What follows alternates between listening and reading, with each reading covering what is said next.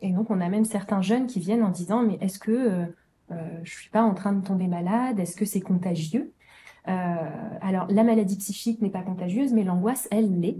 Et donc, parfois, vivre au quotidien avec quelqu'un qui a beaucoup d'angoisse ou beaucoup de délire, des émotions extrêmement fortes, eh bien, ça peut amener une certaine tension chez la personne. Donc, il y a beaucoup de jeunes proches qui sont assez tendus. Il y a une jeune qui me disait, quand je suis avec mon frère qui a un trouble psychique, j'ai toujours l'impression d'être avec quelqu'un qui marche au bord d'une falaise sans faire attention.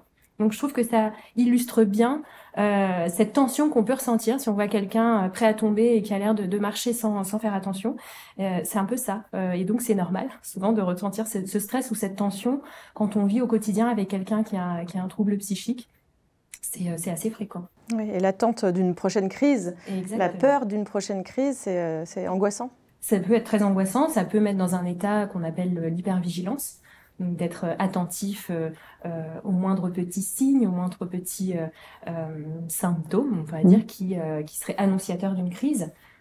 Et ça, c'est très fatigant. Donc ça amène aussi de la tension, parce que l'hypervigilance, ça peut être très utile dans certaines situations quand on conduit, par exemple, ou qu'on traverse une route dangereuse.